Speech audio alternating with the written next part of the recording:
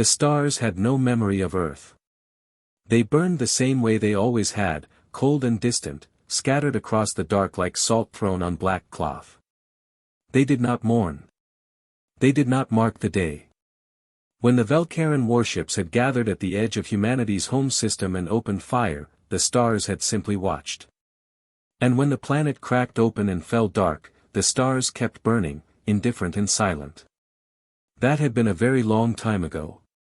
No one alive today had seen it happen. No one alive today had breathed Earth's air or touched its soil or watched its sun rise over real mountains. What they knew of Earth came from recordings and written logs and the careful words of grandparents who had heard it from their grandparents, who had heard it from people now long dead. Earth was a memory of a memory. It was a name spoken quietly, like a prayer, or like the name of someone you had lost. The Ark ships had been built fast, in secret, in the last years before the end. Not everyone had made it aboard. Most had not. The ships had lifted away from dying colonies and broken outposts with whatever they could carry, people, seeds, tools, data, and grief. They had pushed out into the deep dark between stars, far from any lane the Dominion patrolled, and they had gone quiet. Generations passed. Children were born on the ships. They grew up under metal ceilings and recycled light.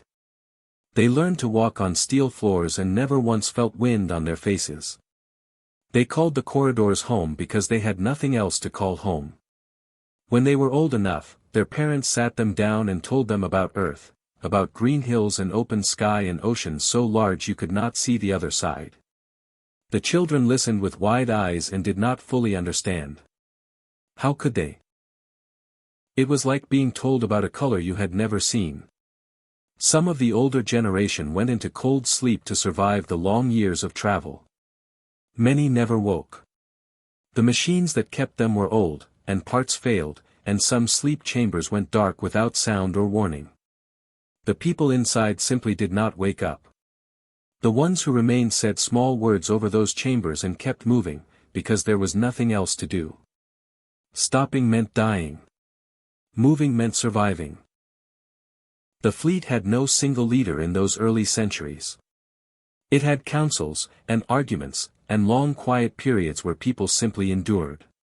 But slowly, across time, something changed. The grief began to harden. Not into anger, not yet, but into something quieter and stronger. A kind of purpose. The people of the fleet began to ask themselves not only how to survive, but what they were surviving for. They built. In the wide empty spaces between stars, far from anyone who might notice, they built. The arcs connected to each other through docking bridges and became something larger. New ships were constructed from materials mined off dead rocks and cold asteroids. Workshops opened inside the fleet. Schools opened. Children who had never seen a sky still learned mathematics and engineering and history. They learned what the Vel'Karan Dominion had done, and they learned it not as a wound to weep over but as a fact to understand. The Dominion, for its part, had stopped thinking about humanity entirely. To them, the destruction of Earth had been a small event in a long history of small events. They had expanded across hundreds of systems, crushed dozens of species into submission, and absorbed entire civilizations into their order. Humanity had been one resistant species on one planet, and when that planet was gone, the matter was closed. They had moved on. Their historians had noted the extinction in their records and filed it away. Humanity was a dead entry in a dead archive. They had made a mistake. 312 years after the last human child born on Earth had died of old age, a woman named Sarah was born on a ship called the Patience. She came into the world in a small medical bay with 3 other babies and a tired nurse who had delivered more children than she could count. Sarah did not cry when she was born. The nurse had always said that the quiet ones were the ones to watch. Sarah grew up fast and worked hard. She was not remarkable in the way that stories sometimes described, not tall, not striking, not loud. She was plain and steady and very, very difficult to discourage. She listened more than she spoke. She read everything she could find in the ship's library, which was considerable, because the people who built the fleet had understood that knowledge was as important as food. She read about Earth, about the Dominion, about the star charts that older navigators had kept updated across generations, tracking the slow drift of systems and the positions of Dominion patrol routes. By the time she was 30, she was one of the fleet's lead navigators. By 35, she was on the High Council. Not because she had pushed for it, but because people trusted her in the way they trusted a good tool, quietly, without needing to think about it. It was Sarah who first proposed that the fleet was ready. The council chamber was small and smelled of recycled air and old metal. 7 people sat around a table that had been bolted to the floor of the Patience for over 200 years. Sarah stood at the front and spoke for 40 minutes without raising her voice. She showed them the charts. She showed them the fleet's current strength, the ships, the numbers, the weapons that had been built over generations of careful, patient work. She showed them how far the Dominion's nearest patrols were, and how long the window would hold. Nobody spoke for a long time after she finished. Then an old man named George, who had served on the council longer than anyone else and who had a habit of saying nothing until he had something worth saying, leaned forward in his chair and asked one question. "Are we going back to make noise," he said, "or are we going back to finish something?" Sarah looked at him. "We are going back," she said, "to make them remember us." George sat back. He nodded once. The council voted 6-1, and the one who voted against was a cautious woman named Pam who said she wanted another year of preparation. The council gave her 6 months as a compromise. It was the last major argument for a long time.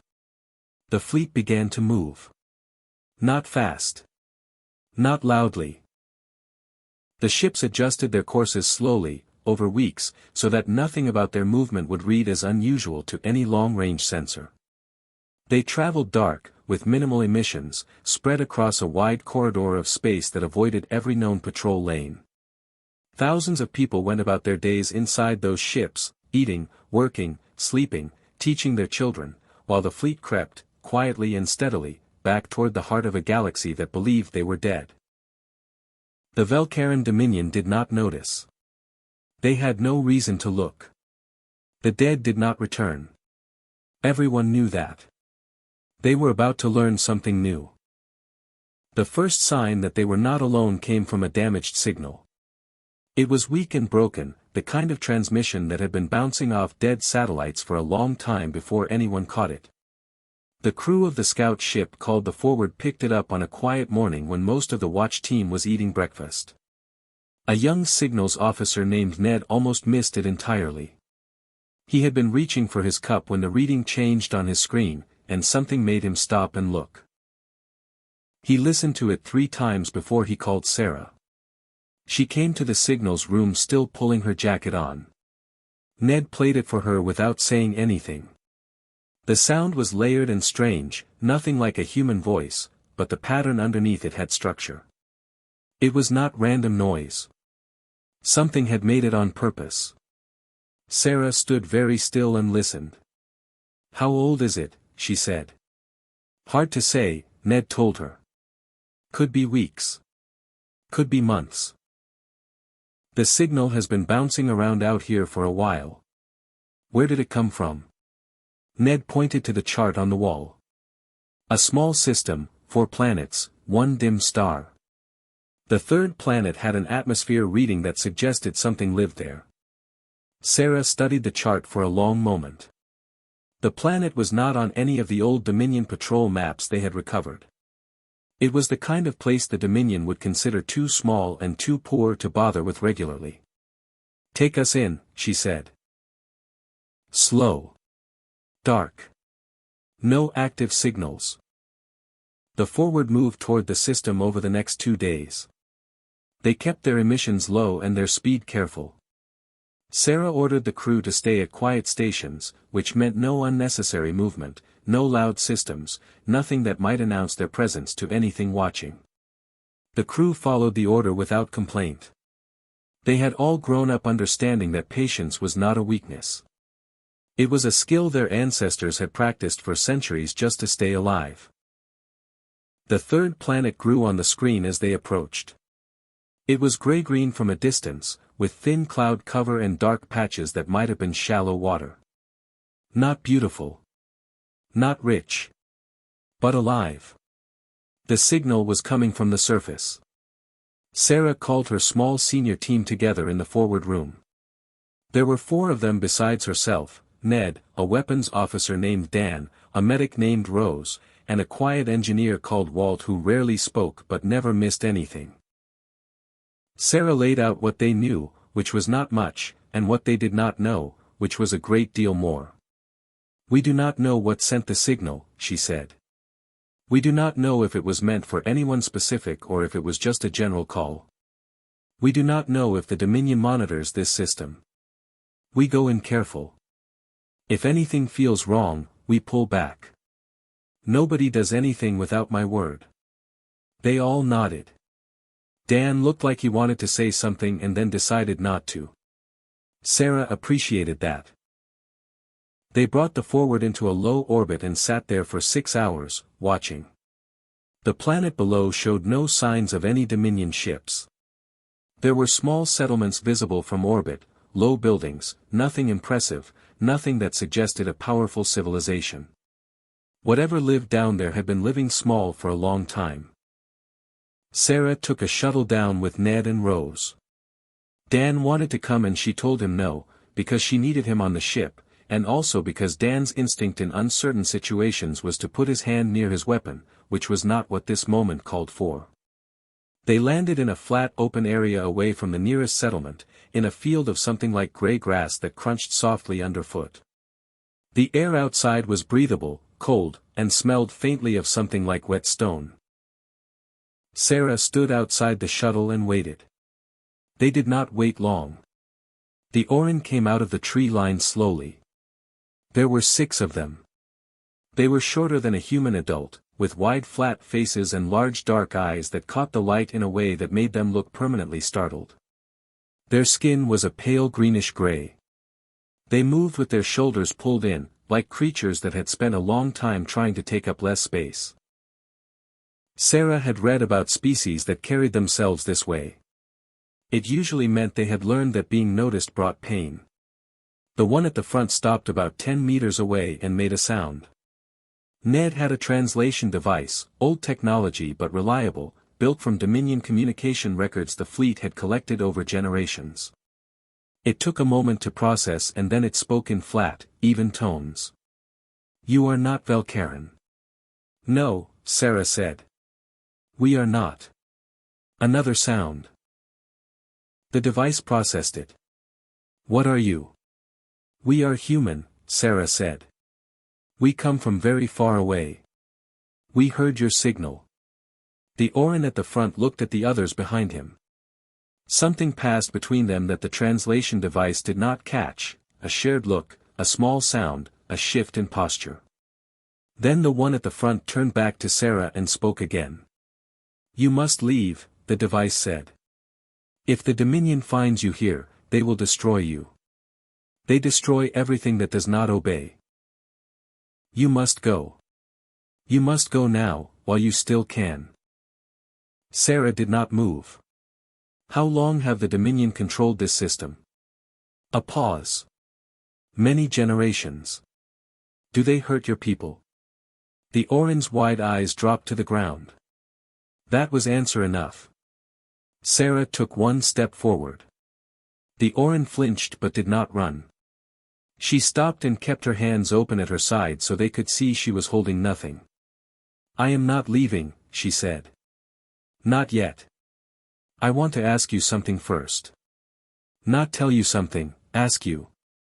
There is a difference." The Orin watched her. The translation device relayed her words in their language, and she saw something shift slightly in the posture of the group. They were listening in a careful way, like people who were not used to being asked anything. "We have been rebuilding for a very long time," Sarah said. "We lost our home the same way you lost yours, to the Dominion. We have not forgotten. We are not here to give you orders or tell you what to do.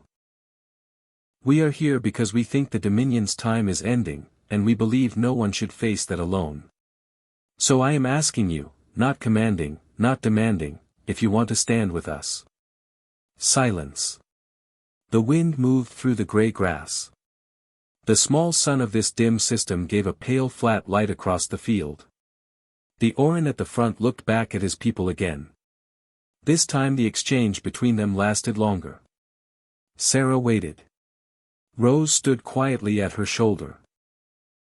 Ned held the translation device and did not say a word. Finally the Orin turned back. You would give us a choice, the device said slowly. The Dominion has never given us a choice. I know, Sarah said. That is the difference. Another long silence. Then the Orin stepped forward, closed some of the distance between them, and spoke again. Tell us more, the device said, about these humans who do not forget.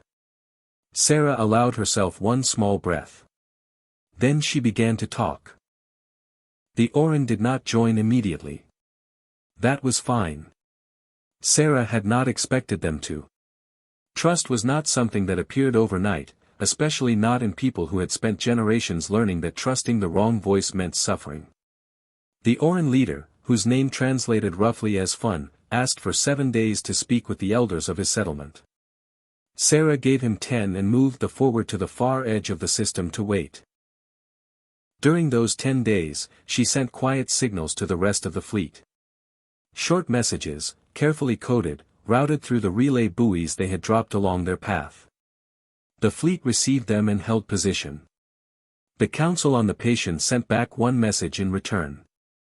It came from George, and it said only 4 words. Take your time, Sarah. She appreciated that more than she could say. On the 8th day, Fun contacted them. He did not say yes immediately. He asked questions first, careful and specific questions about the human fleet, its size, its intentions, what it wanted from the Orin if they agreed to stand together. Sarah answered every question plainly and without exaggeration. She did not make the fleet sound larger than it was. She did not promise things she could not guarantee. When Finn asked her what humanity would do if they lost, she was quiet for a moment and then said they would keep fighting, because there was no version of this where they walked away. Fun was quiet on his end for a long time. Then he said yes. The Orin were the first. They were not the last.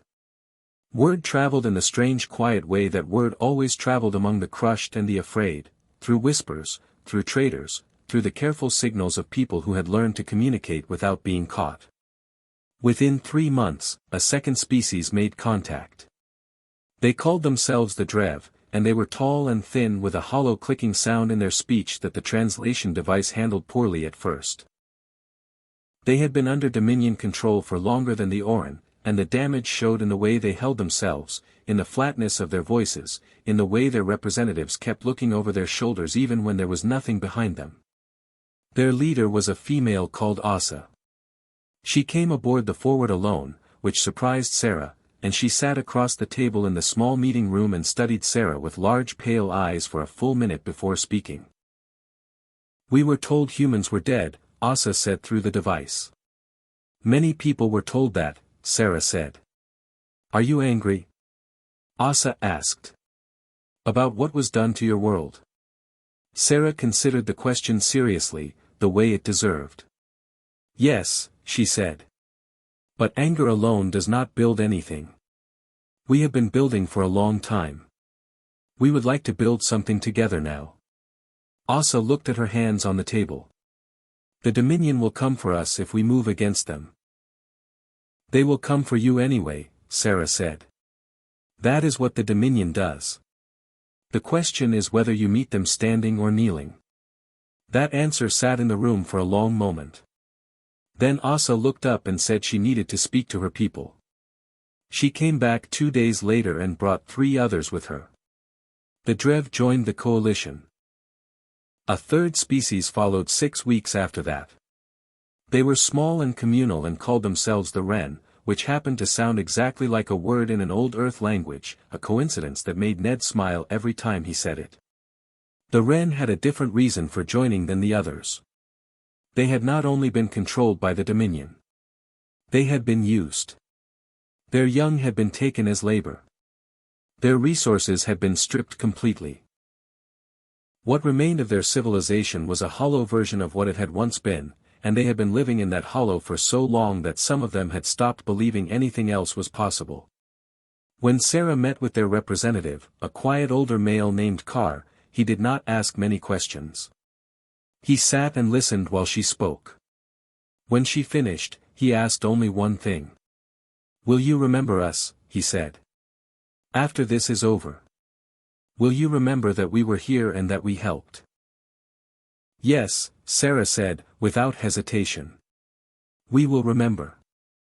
That is something humans are very good at." Carr nodded slowly and said his people would stand with her. The coalition now had 4 species. It was growing. But the thing that changed everything did not come from a new ally. It came from an old enemy. A Dominion supply post had been abandoned on the edge of a contested system, left behind when their patrol routes shifted. It was a small station, automated, with no crew remaining. Dan led the boarding team that entered it, moving carefully through dark corridors that smelled of metal and cold recycled air. They were looking for supplies, charts, anything useful. What they found instead was an archive terminal that had never been wiped. Dan called Sarah immediately. She came aboard the station and sat in front of the terminal for 2 hours. The archive was vast, centuries of Dominion records, logs, communications, strategic reports.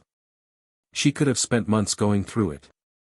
But one file caught her attention almost immediately, because of its label.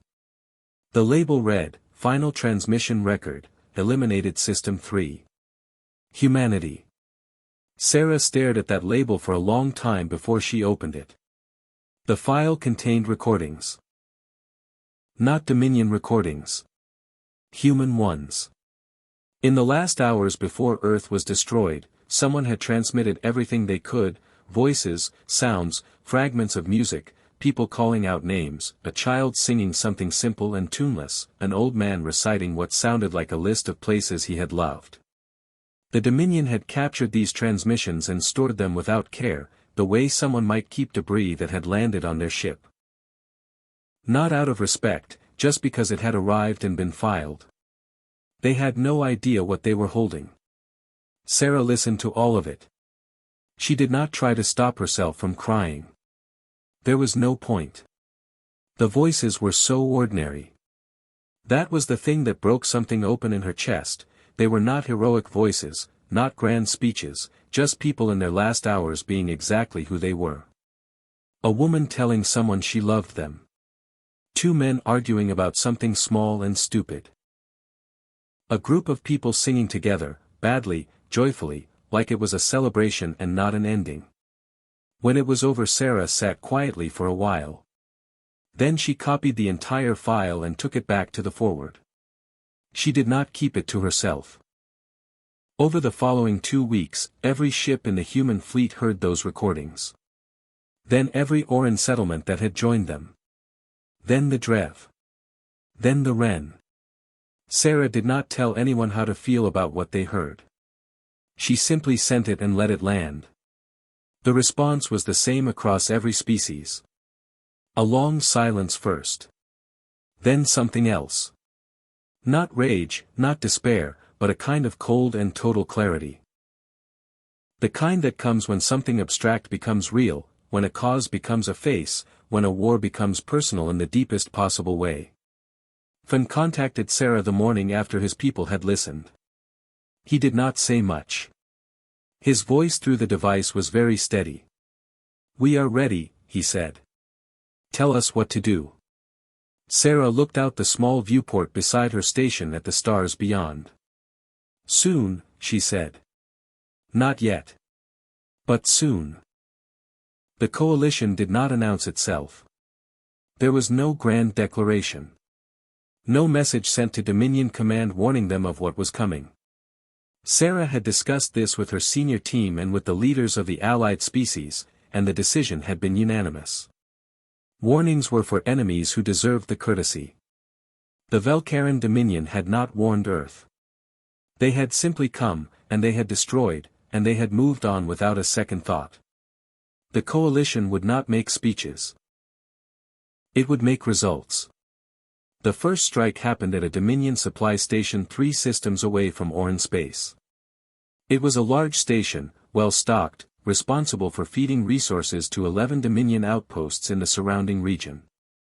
Losing it would hurt. Dan led the strike team himself, against Sarah's mild objection, and he moved his ships in during the window between patrol rotations, which the coalition had been mapping for 4 months. The operation took less than 2 hours. The station's automated defenses were disabled from the outside before anyone inside knew something was wrong. The skeleton crew of Dominion overseers was detained without casualties. The supplies were redistributed to 3 nearby worlds that the Dominion had been starving of resources for years. The station itself was left intact but dark, its communication systems removed, its power core shut down. When the Dominion's next patrol arrived, they found an empty station and no explanation. The second strike was a communication relay. Then a fuel depot. Then a garrison on a small moon that had been used to keep a subjugated population in line. Each strike was precise. Each one was planned carefully, with days or sometimes weeks of observation beforehand. The coalition did not hit anything it was not sure about. It did not act on impatience or emotion. Sarah ran planning sessions that lasted hours, sitting with Dan and Walt and her allied commanders, going over every approach, every exit, every possible Dominion response. She asked hard questions and expected complete answers. If something did not feel right, they waited. There was always another window. The Dominion's first response was confusion. Their command structure was built for a certain kind of problem. They understood rebellion, they had crushed enough of it. They understood open warfare, they had the ships and weapons for it. But this was neither. Their stations went dark without explanation. Their supply lines developed gaps that appeared from nowhere. Worlds that had been quiet under their control for generations suddenly had no Dominion garrison, and when ships were sent to investigate, they found no bodies, no wreckage, no evidence of what had happened. Just absence. Reports piled up in their command centers and nobody had a satisfying answer. A Dominion fleet commander named Vor sent urgent communications to his superiors requesting guidance. His superiors sent back orders to increase patrols and find the source of the disruptions. Vor increased his patrols. 3 of those patrol ships vanished within a month. Not destroyed, vanished. They simply stopped reporting in, and no wreckage was ever found. Vor sent more urgent communications. His superiors, for the first time in a long while, had no good answer to give him. Sarah received a report about Vor from an Oran scout who had been monitoring Dominion communications carefully.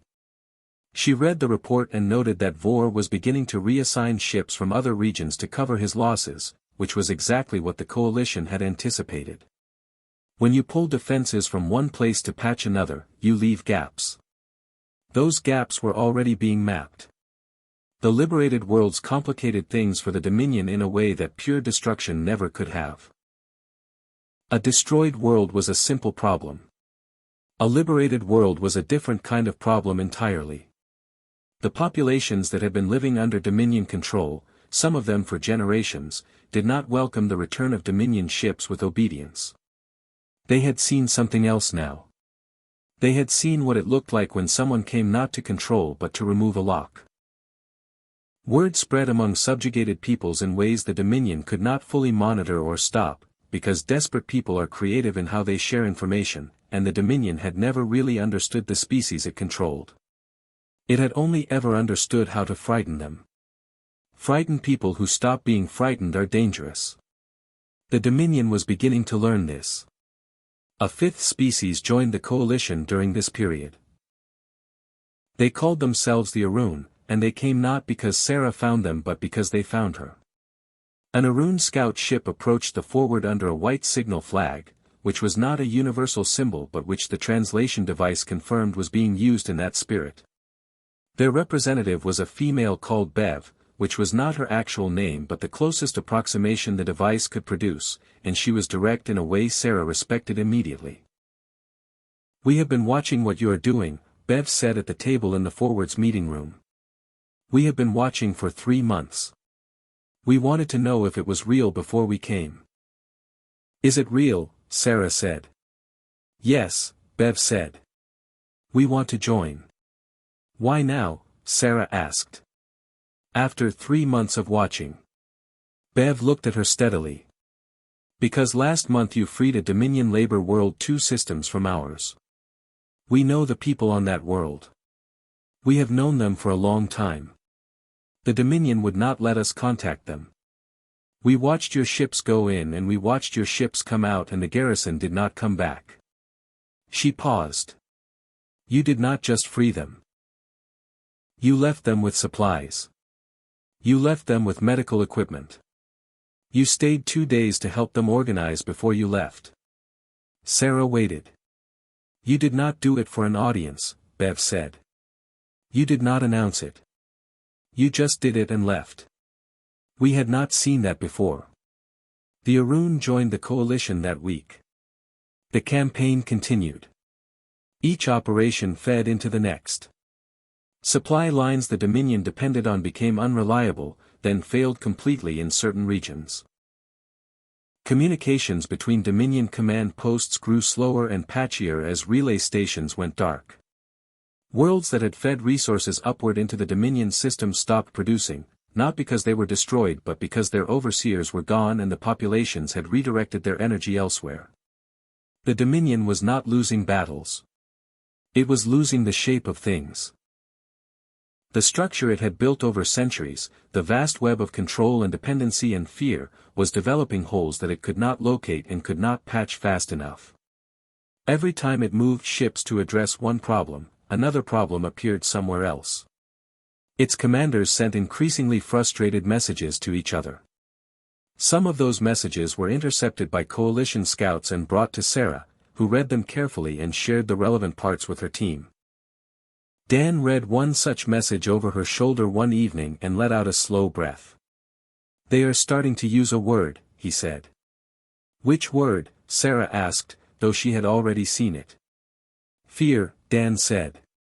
"They are starting to say they do not understand what they are dealing with." "That is the same thing." Sarah set the message down. The Dominion had spent millennia being the thing that other species feared. It had built its entire existence on that foundation. It had never seriously considered what would happen if something came along that did not fear it back. Now it was finding out. And the coalition was not finished. Not even close. The Dominion did not fall in a single battle. That was not how Sarah had planned it, and it was not how it happened. There was no grand final clash of fleets, no dramatic last stand, no moment where everything was decided in 1 hour of fire and noise. It fell the way a very old and rotten structure falls, slowly at first, then all at once, piece by piece until the weight of what remained could no longer hold itself up. The outer systems went first. Dominion garrisons that had already been weakened by months of coalition strikes simply stopped receiving orders, stopped receiving supplies, stopped receiving anything. Some of them tried to hold their positions out of habit. Some of them left.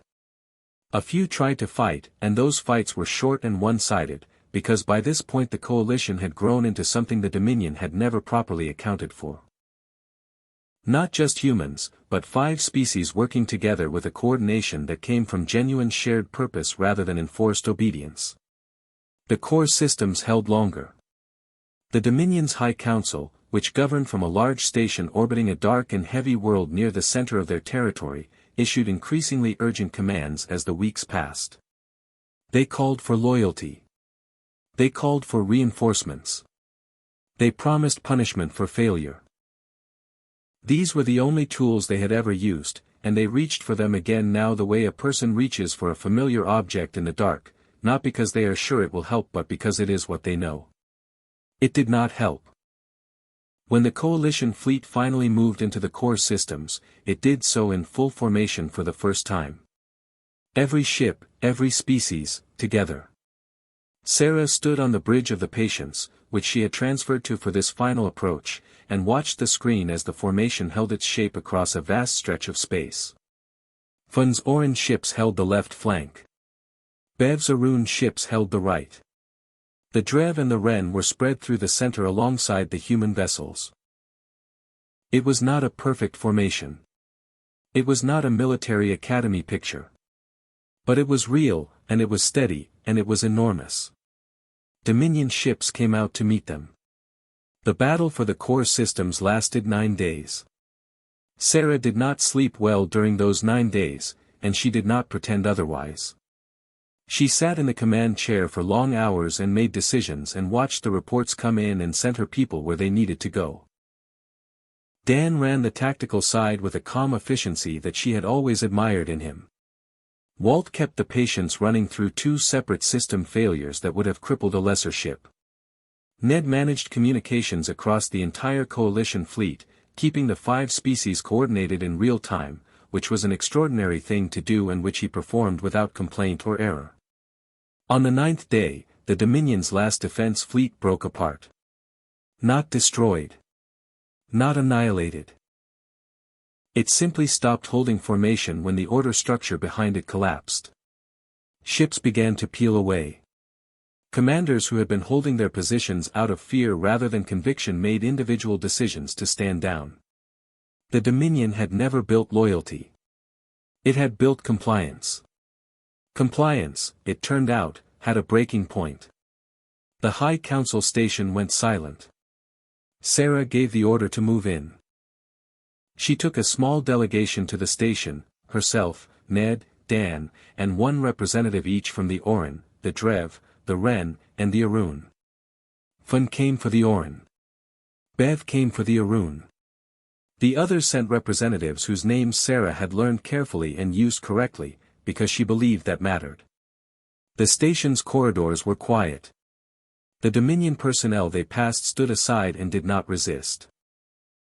They looked, Sarah thought, like people who had been holding their breath for a very long time and had finally simply run out of air. She did not speak to them beyond what was necessary. She kept walking. The High Council chamber was large and built to intimidate. High ceilings, dark materials, a long raised platform where the council sat looking down at whoever stood before them. There were 7 council members remaining.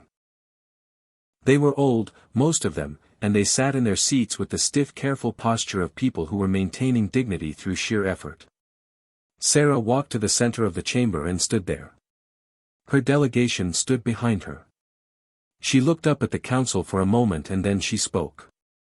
She did not shout. She did not perform. She spoke in the same plain steady voice she had always used, and Ned translated into the Dominion's language in real time. You destroyed our world, she said. You erased our people. You left nothing behind and you did not look back. You believed that was the end of us. She paused. We want you to understand that it was not. One of the council members, an old male with pale gray skin and deep-set eyes, leaned forward slightly. What do you want? He said. His voice was controlled but thin. Accountability, Sarah said. Not destruction. We are not here to do what you did to us. We do not erase. We do not annihilate. We are here to tell you that your authority over every species in this galaxy is finished, completely and permanently, and that there will be a process to ensure you cannot rebuild what you have lost. She looked along the row of them. Every species you have controlled will now govern themselves. You will answer for what you have done, not with death, but with truth. A record will be made. A full record. And it will be kept. The old council member stared at her. You would show mercy, he said, and there was something strange in the way he said it, not gratitude, not relief, but genuine incomprehension, as if mercy was a tactic he had never encountered and could not locate in any framework he understood. We would show you what we are, Sarah said. That is not the same thing. The council had no response to that.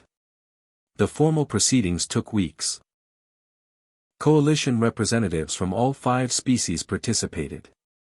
A structure was established for Dominion leadership to answer formally for their actions, system by system, species by species. It was slow and imperfect and sometimes deeply frustrating work, and Sarah sat through most of it because she believed it mattered to do it properly. But there was one other thing. One thing Sarah had wanted since she first listened to those voices in the Dominion archive. A construction team was assembled from volunteers across all 5 species. They traveled together to the coordinates in the old star charts, the place where Earth's sun still burned, unchanged, indifferent, the same star that had warmed a world now long gone. At a precise point in space, in the empty orbit where Earth had once turned slowly through its days and seasons, they built a beacon. It was not large. It was not grand. It was a simple structure, built to last, broadcasting on a frequency that could be received anywhere in the galaxy. It broadcast the recordings from the archive, those ordinary human voices, that child singing, those people saying the names of people they loved. It broadcast them on a loop, endlessly, into the open dark. Every species in the galaxy could receive it. Many did. And with the recordings came a single line of text, transmitted in every known language. It read, "They were here. They endured. They remembered. They chose to be better." Sarah heard the beacon's first transmission from the Bridge of the Patience. She sat alone in the command chair in the quiet of a night cycle, the rest of the crew asleep or at rest stations, and she listened to those voices fill the small space around her. Outside the viewport, the stars burned the same way they always had. But they were not indifferent anymore. Something had changed out there among them, quietly and permanently, the way the most important changes always happen. Humanity had not just returned. It had left a light on.